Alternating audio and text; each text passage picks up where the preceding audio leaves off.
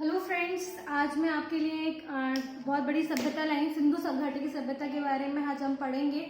और ये सारी जो क्लासेस होंगी वो सारी यूपीपीसीएस जो हमारा आ रहा है 11 अक्टूबर प्रीलिम्स फोकस होंगी। सबसे पहली बात पढ़ेंगे सिर्फ उतना जो ना ज़्यादा ना कम, जो दिलाएगा नंबर और जो सिर्फ एग्जाम पॉइंट ऑफ व्यू के इसके उस तहत इम्पॉर्टेंट होगा। सिर्फ प्रीलिम फोकस जो हमारा यूपीपीसीएस 11 अक्टूबर को है। तो लेट्स स्टार्ट आवर क्लासेस। हमारा टॉपिक है आज सिंधु सभ्यता। सिंधु सभ्यता के बारे में सबसे पहले हम जानेंगे इसकी खोज। तो सीक्वेंस वाइज हमें याद होना चाहिए किसने कब कब इसके बारे में हमें जानकारी दी। सबसे पहले एक पुरातत्विक थे चार्ल्स मैसन।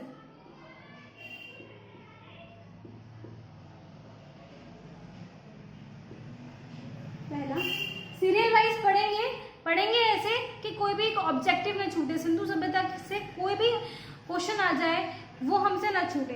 चार्ल्स मैसन 1826 में ये कहाँ गए? पाकिस्तान के दौरे पे गए। पाकिस्तान के दौरे पे गए तो इन्होंने हड़प्पा सभ्यता के खोज नहीं की, बस जाना बस इनका एक नाम आता है। तो मैं शुरुआत सबसे पहले इन्होंने की थी हड़प्पा सभ्यता की खोज के बारे में। तो पाकिस्तान के जब दौरे में गए तो उन्होंने हड़प्पा सभ्यता के बारे में कुछ जाना। तो सबसे पहले उन्होंने इनका एक बुक का भी नाम है नरेटिव ऑफ जर्नी, चार्ल्स मैसन की। तो उन्होंने हमें कोई खास इंफॉर्मेशन नहीं दी, बस इनका नाम आता है कि फर्स्ट इन्होंने सिंधु सभ्यता के बारे में जो छोटी सी जानकारी निकाली वो चार्ल्स मैसन के थ्रू निकली। दूसरे आते हैं बर्टन बंधु आपके 1856 में। ये दो भाई थे, एक जेम्स एक विलियम्स। जब कराची से लाहौर में जब ट्रैक पड़ रही थी, हम जब रेलवे ट्रैक पड़ी थी कराची से लाहौर में, जब खुदाई चल रही थी तो जब खोदा तो जमीन के नीचे से कुछ ईंटें प्राप्त हुई। ईंटों का साक्ष्य मिला, टीलों से मतलब ईंटों का टीला मिला। तो यहाँ से कुछ हड़प्पा की थोड़ी सी जानकारी मिली, लेकिन इन्होंने भी उसको देखा नहीं। उस ईंटों को अपने ब्रिज में, अपने निर्माण में जो रेलवे ट्रैक बिछ रही थी उसमें यूज कर लिया, कोई खास जानकारी नहीं थी। फिर एक आते हैं आपके अलेक्जेंडर कंगिल जो कि बहुत महत्वपूर्ण है।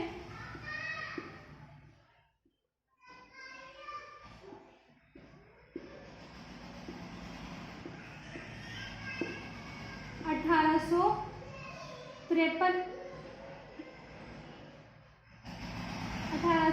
में इन्होंने क्या किया था? 1853 से लेकर 1856 के बीच में इन्होंने कई खोजें की, पर ये इनको कोई सफलता नहीं मिली। अलेक्जेंडर कंगिल को उन्होंने कई खोजें की, कोई किसी निष्कर्ष पे नहीं पहुंचे। लेकिन जब जॉन मार्शल आपके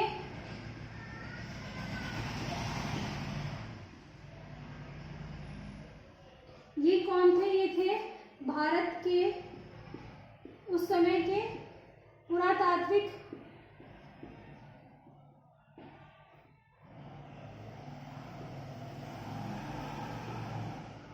विभाग के हेड थे। इनके अंदर दो पुरातात्विक थे, एक थे दयाराम साहनी, एक थे राखलदास बनर्जी।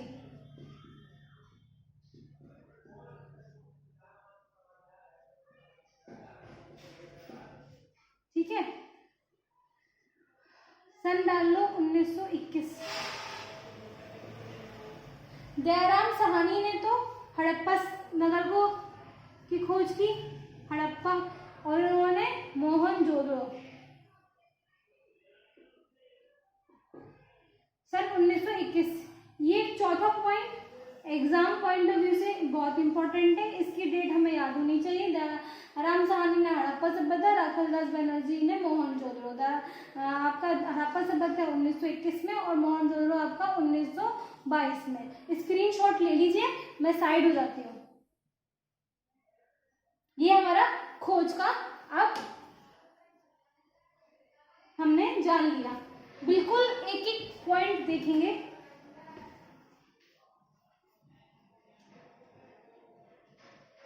अब बात करते हैं टाइम पीरियड की, काल की।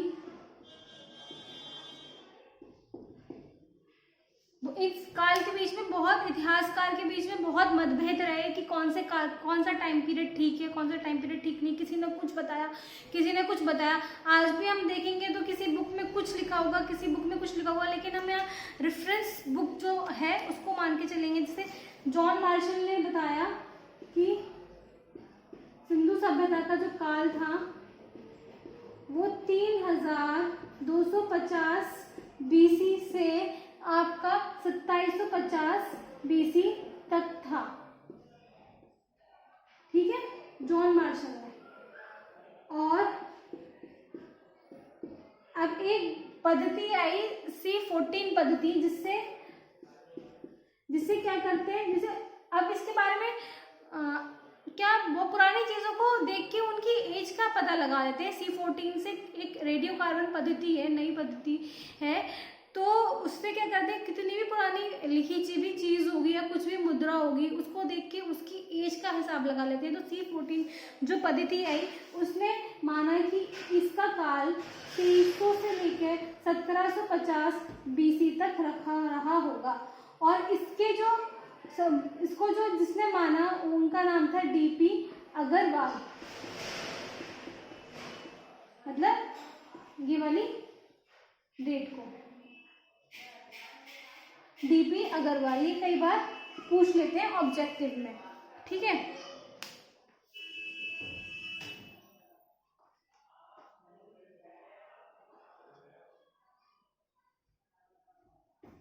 अब आते हैं हम उद्भव पे।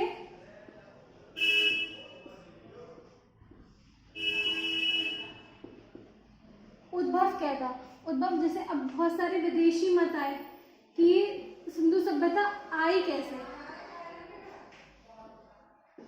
उन्होंने माना कि सुमेरियन सभ्यता के जो लोग थे उन्होंने ही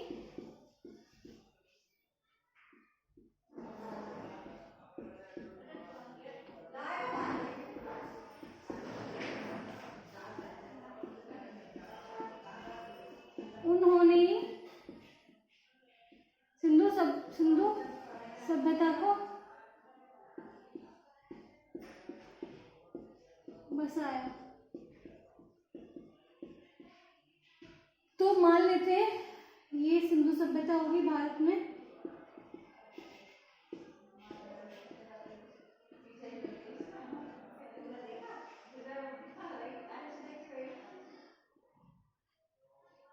ये मेसोपोटामिया सभ्यता थी, इसी के अंदर एक सुमेरियन सभ्यता थी।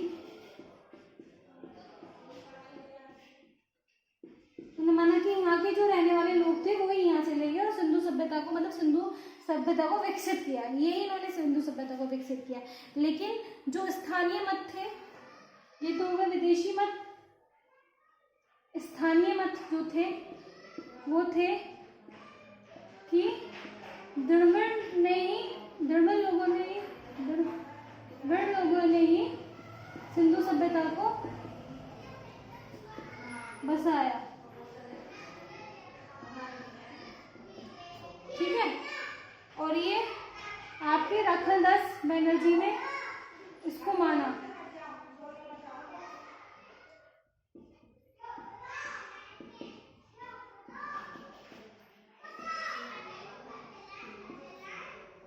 ठीक है, ये हो गई हमारे उद्भव। अब आते हैं हम विशेषताओं के ऊपर, किसकी क्या विशेषताएं रही होंगी।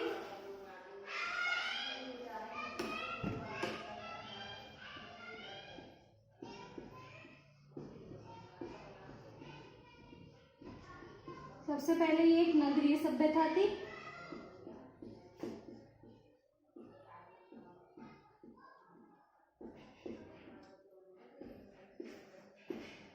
दूसरा नंबर कांस्य युगीन थी।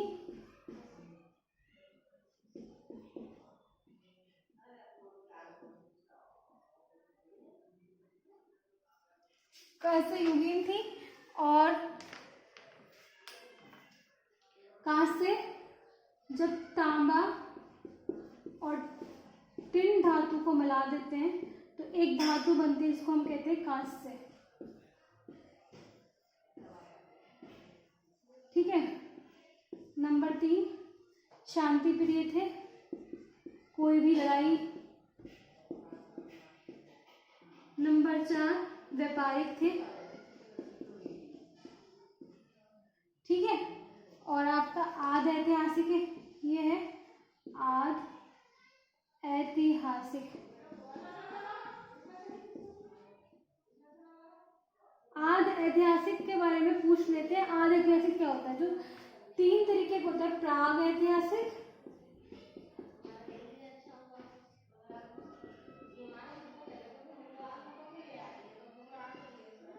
आद ऐतिहासिक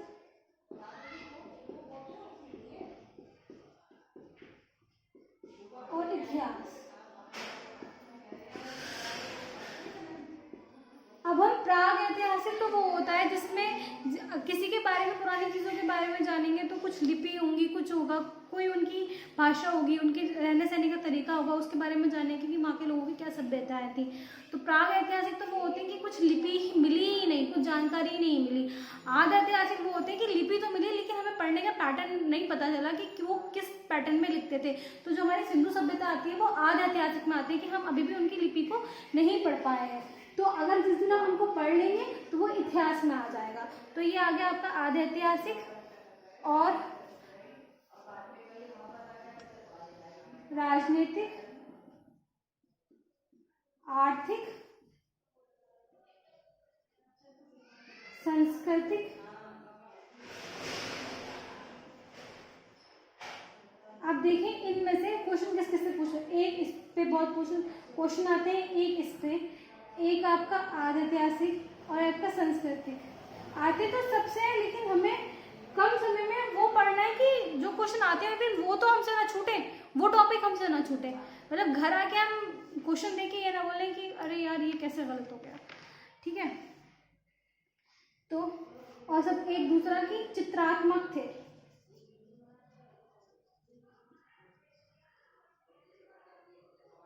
ठीक है।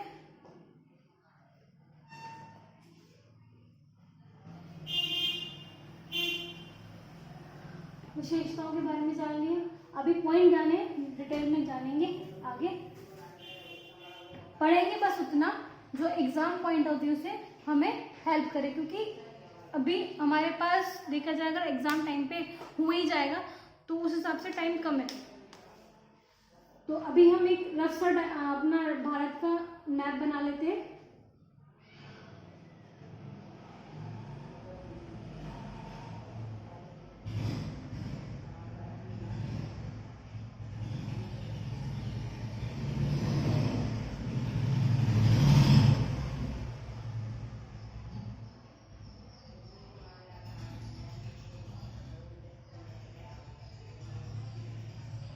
ये हमारा भारत का नक्शा हो गया।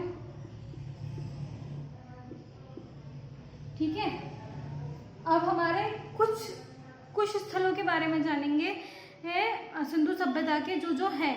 अब जैसे ये हमारा मांदा है एक स्थल जो कि चिनाब नदी के किनारे।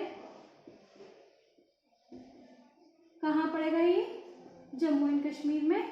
ठीक है। एक आता है आपका आलमगीरपुर,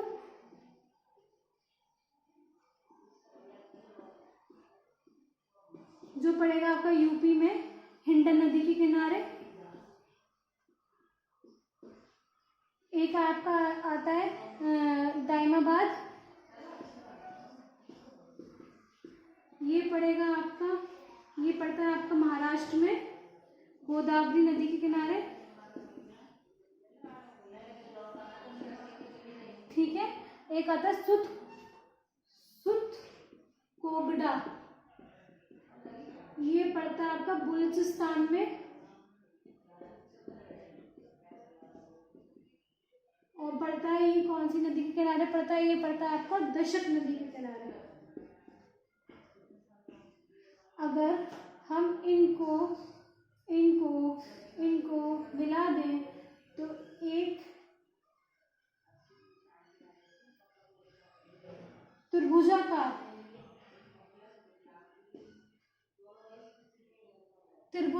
पट्टी मिलती है। आता है 13 लाख वर्ग किलोमीटर का है हिस्सा। त्रिभुजाकार पद्धति थी, त्रिभुजाकार यहाँ से देख लेते हैं।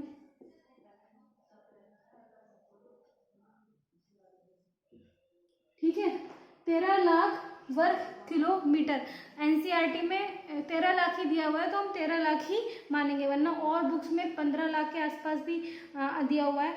और जो सिंधु सभ्यता है वो भारत के उत्तर पश्चिम में मिलती है, भारत के उत्तर पश्चिम में मिलती है।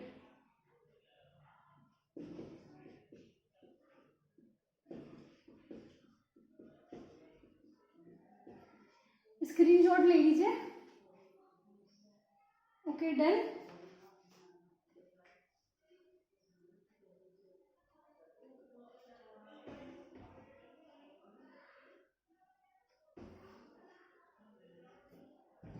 भारत 3 देशों में आपको देखने को मिलेगी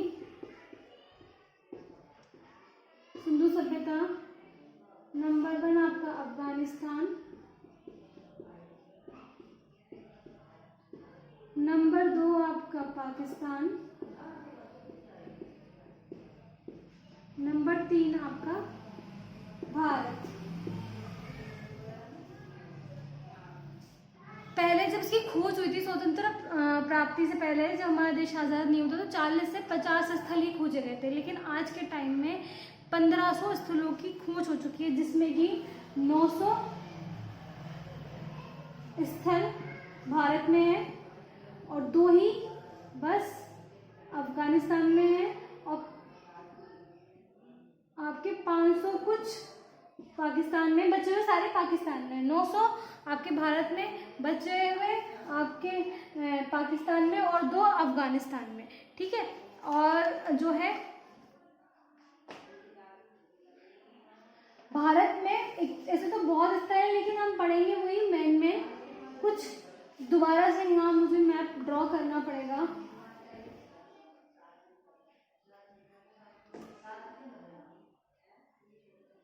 एक रफ सा मैप ड्रॉ कर देते हैं।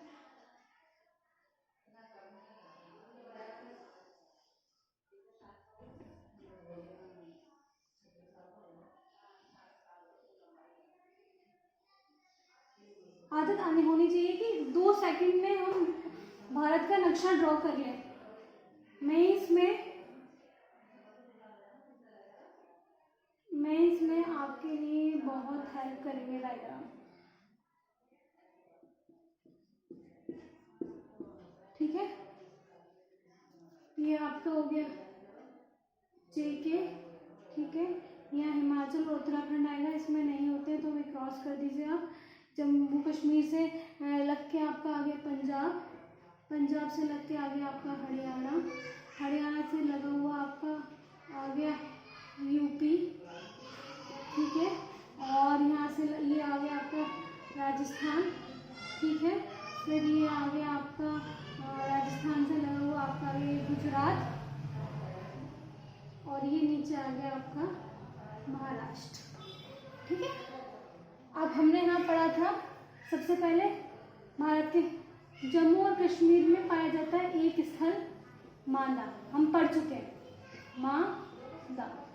ठीक है, जो चिनाब नदी के किनारे है।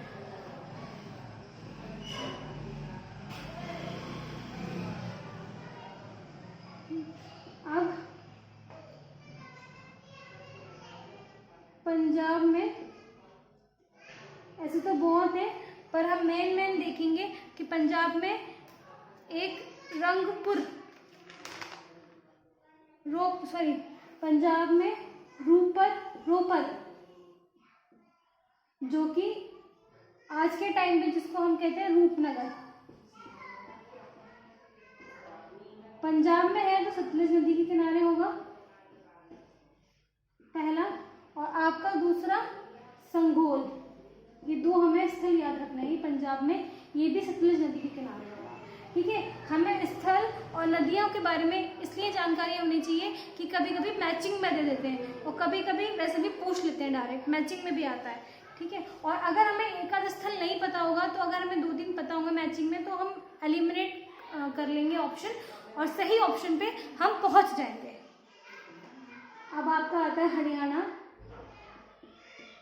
मोस्ट इम्पोर्टेंट स्टेट सिंधु सभ्यता के को देखते हुए 3 स्थल हमें याद रखने, बनवाली, ठीक है, राखीगढ़ी, भगवानपुर। ये तीनों आपके हरियाणा में मिलते हैं, बनवाली, राखीगढ़ी, भगवानपुर। अब जो है इसको याद करने का तरीका, राखी बंधवाली भगवान के डर से, राखी बंधवाली भगवान के डर से हरियाणा में है। बनवाली में आपको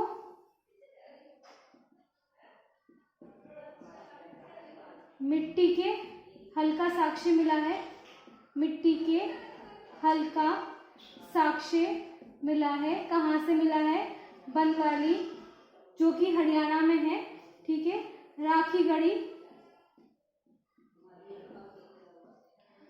वर्तमान, एक तो अभी का भारत और आज़ादी के पहले का भारत कुछ और ही था। पहले पाकिस्तान ये सब पूरा एक ही हिस्सा था। तो वैसे तो देखा जाए तो सिंधु सभ्यता का सबसे बड़ा हिस्सा जो है मोहनजोदड़ो है, लेकिन वर्तमान स्थिति को देखते हुए वर्तमान भारत में के हिसाब से वर्तमान भारत में राखीगढ़ी सबसे बड़ा है, सबसे बड़ा स्थल।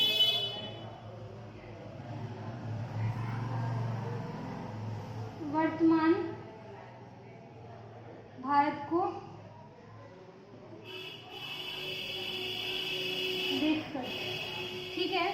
अब और ये कहाँ है? घग्गर नदी के पास है, घग्गर नदी के पास। चलो एक बार और रिकॉल कर लेते हैं। जम्मू कश्मीर में एक ही स्थल है मांडा, जो चुनाव नदी के पास है। पंजाब में 2 स्थल हमें याद रखना है। ऐसे स्थल बहुत है लेकिन मेन याद रखना है, रोपर, संगोल, जो सतलुज नदी के पास है। हरियाणा में 3 स्थल हमें याद रखने हैं, बनवाली, राखीगढ़ी, भगवानपुर। बनवाली, राखीगढ़ी, भगवानपुर।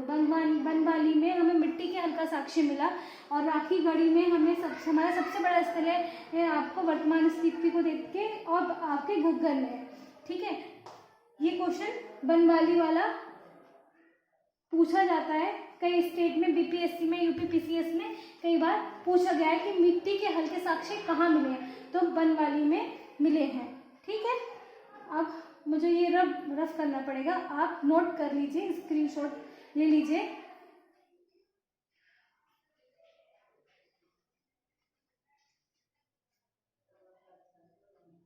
अब हम पढ़ते हैं राजस्थान के बारे में।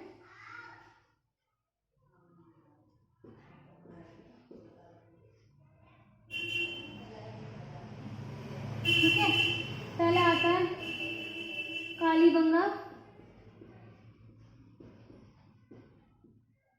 मोस्ट इंपोर्टेंट, बहुत क्वेश्चन पूछे जाते हैं कालीबंगा। एक तो यहाँ काले रंग की चूड़ियां मिली, ठीक है, और जुते हुए खेत के साक्ष्य मिले, जुते हुए खेत के साक्ष्य मिले। कंफ्यूजन हो जाता है खेत और हल से। मिट्टी के हल्के साक्ष्य हमें बनवाली से मिले और मिट्टी के हल्के साक्ष्य हमें बनवाली से मिले और जुते हुए खेत के साक्ष्य हमें कालीबंगा से मिले।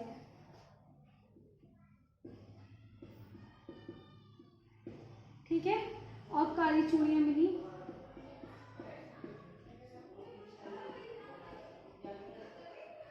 ठीक है, और यहाँ पे हमें अग्निकुंड के भी साक्ष्य देखने को मिलते हैं।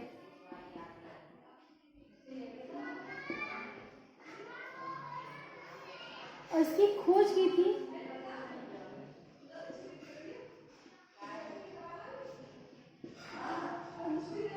लाल एवं थापर। तो इसको याद करने का तरीका है, कालीबंगा गए थे तो साहब जी काली चूड़ी लेने, लिया है लाल चूड़ी और पड़ गया थप्पड़। खोज किसने की? लाल एवं थापड़। गए थे तो काली चूड़ी लेने, लिया है लाल चूड़ी, और खोज किसने की? थप्पड़ गया थप्पड़, लाल एवं थापड़ ने खोज की काली बंगा की। ठीक है, और अब आता है आपका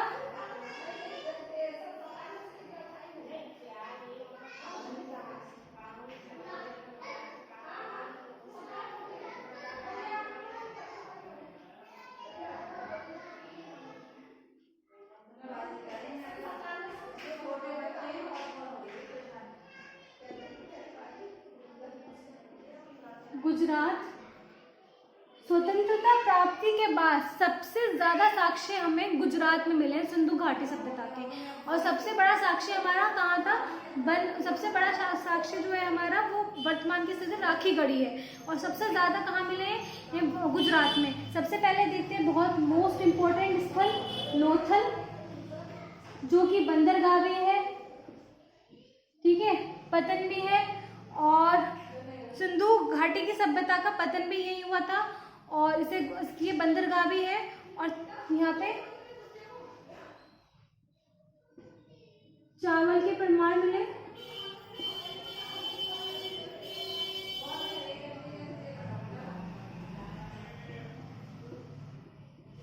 ठीक है, जिससे पता लगता है कि ये लोग धान की खेती भी करते थे। ठीक है, दूसरा पढ़ते हैं धोलावीरा। ये जो है धोलावीरा जो कच्छ के क्षेत्र में पड़ता है। ठीक है, धोलावीरा से दो क्वेश्चन आते हैं। एक तो जो सिंधु घाटी की सभ्यता थी वो दो खंड में विभाजित थी, खंड 1 और खंड 2, लेकिन धोलावीरा में यह एक्सेप्शनल है, चीजें एक्सेप्शनल पे ज्यादा क्वेश्चन बनते हैं। तो ये जो 3 खंड में विभाजित थी, खंड 1, खंड 2, नगर खंड 3, और दूसरा यहाँ पे लकड़ी की नाली के साक्ष्य मिले। कैसे साक्ष्य मिले? लकड़ी की नाली के साक्ष्य मिले।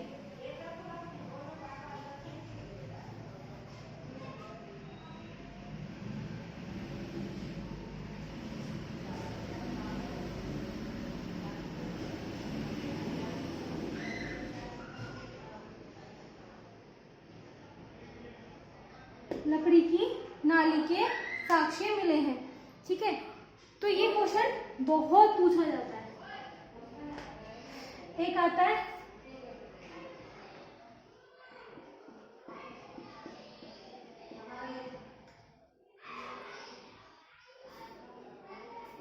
सुतकोट द,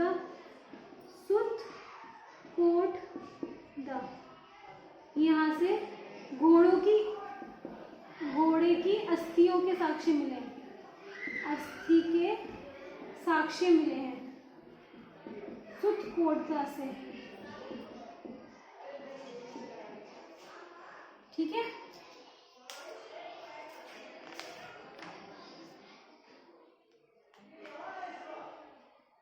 एक बार और महाराष्ट्र में भी एक ही है दाइमाबाद, जो गोदावरी नदी है।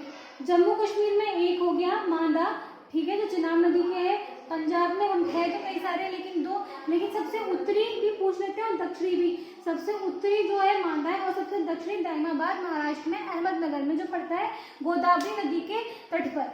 ठीक है, पंजाब में हमने पढ़े हैं 2, एक हमने पढ़ा है रोपर और एक हमने पढ़ा है संगोल। जो पंजाब में जो रोपर जो है आज के टाइम में वर्तमान में इसको हम रूपनगर के नाम से जानते हैं, और सतलुज नदी के किनारे पड़ता है। हरियाणा में हमने 3 देखे, राखीगढ़ी, बनवाली और भगवानपुर, भगवान के नाम से राखी बंधवाली। ठीक है, बनवाली में हमें मिट्टी के हल्के साक्ष्य मिले। राखीगढ़ी आज वर्तमान स्थिति में सबसे बड़ा सिंधु सभ्यता का स्थल है। और आपका राजस्थान में हमने दो पढ़े, कालीबंगा और बालावाला। कालीबंगा में आपको काली चूड़ी के साक्ष्य मिले, अग्निकुंड के साक्ष्य भी मिले, और यहाँ मिले हमें जुते हुए खेत के साक्ष्य मिले। गुजरात और इसकी कालीबंगा की जो खोज की थी वो लाल एवं थापड़ ने की थी।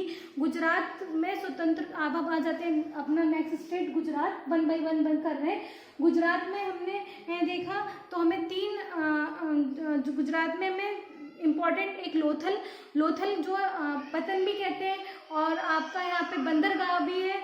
और फिर उसके बाद हम देखते हैं जो धोलावीरा, धोलावीरा में एक तो 3 खंड पद्धति थी, तीन पद्धति में विभाजित था। इनके जो रहने की स्थिति थी वो 3 पद्धति में जब विभाजित थी, खंड 1, खंड 2, खंड 3। और धोलावीरा में जो है लकड़ी की नाली के साक्ष्य मिले हैं, जो आपके बीपीएससी में, यूपीपीसीएस में क्वेश्चन ये आया हुआ है, ठीक। और आपका सुदकोटदा में आपको घोड़े के अस्थि के साक्ष्य मिले। और जो है उसके बाद गुजरात महाराष्ट्र में एक ही है तैमाबाद, जो कि गोदावरी नदी के किनारे, यूपी में भी एक ही है, जो कि आपका आलमगीरपुर, जो आपका हिंडन नदी के किनारे। तो यहाँ हमने ये अपना भारत के जो मुख्य मुख्य स्थल थे उसको देख लिया। और अफगानिस्तान में आपके अफगानिस्तान में 2 हैं, पाकिस्तान और भारत में आपके 900 हैं बचे हुए। आपके पाकिस्तान में कुल पूरे स्थल आपके 1500 पूरे स्थल हैं, ठीक है। और आगे हम देखते हैं अब हमारा क्या बचता है, एक नगर नियोजन कैसा था।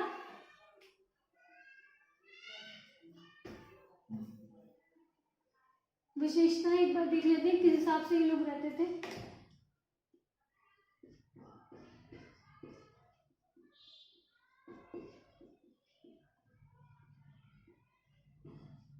नगर नियोजन, पहला क्वेश्चन आपका देखते हैं। नगर नियोजन एक तो ग्रिड पद्धति थी, ग्रिड पद्धति, ठीक है।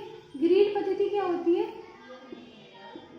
सड़कें इस हिसाब से बनी हुई थी कि समकोण पर काटती थी, सड़कें इस हिसाब से बनी हुई थी कि समकोण पर काटती थी, ग्रिड पद्धति ये कहलाती है, ठीक है। और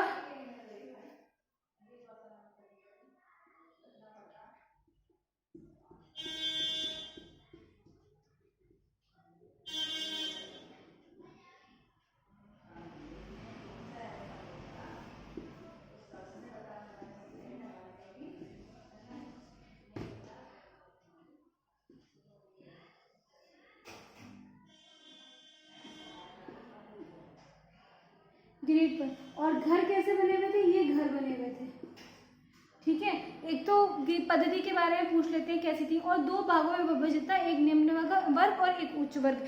निम्न वर्ग में जो थे वो अमीर लोग रहते थे, सॉरी निम्न वर्ग में गरीब लोग रहते थे, और उच्च वर्ग में आपके अमीर लोग रहते थे। और इनमें जब हम खुदाई करी तो अंदर की ओर और बाहर की ओर दोनों ईंटें मिली। और सबसे बड़ी बात थी कि ईंटों का रेशियो जो था वो सब जगह ईंटों का रेशियो सेम ही था, रेशियो था 4:2:1, ये ईंटों का रेशियो था, ठीक है। दरवाजे मुख्य द्वार पे न खुलकर आपके पीछे के द्वार से खुलते थे। इसके कई सारे रीज़न हो सकते हैं, प्रदूषण से बचने के लिए और अपने सेफ्टी के पर्पज से ये लोग मुख्य दरवाजे पे मुख्य सड़क पे ना खोल के दरवाजे पीछे की तरफ खोलते थे। कुएं थे निकासी के लिए। नालियों की पद्धति बहुत अच्छी थी कि जो घर से जो नालियाँ जाती थी वो पहले वो छोटी नालियाँ जो थी छोटी सड़कों पे मिलती थी, छोटी नालियों में मिलती थी, वो छोटी नाली बड़े नालों में मिलती थी। सीवेज सिस्टम था पूरा, और वो बड़े नाले जो थे तालाबों के पे आगे बाहर सारा कचरा ले जाते थे। तो नालियों का बड़ी अच्छी व्यवस्था थी सिंधु घाटी सभ्यता की। और सामूहिक भवन में एक हमें याद रखना है कि यहाँ स्नान घर बहुत बड़े बड़े थे, जैसे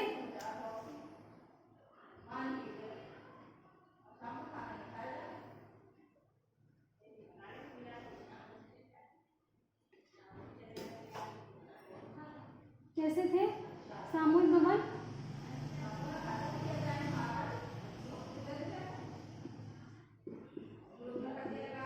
ये सीढ़ियाँ थी और आपका ये तालाब था, ठीक है। यहाँ से उतर के नहाते थे सामूहिक, किसी भी कोई भी ओकेजनली ये लोग करते होंगे। यहाँ छोटे छोटे कमरे बने थे कपड़े चेंज करने के लिए।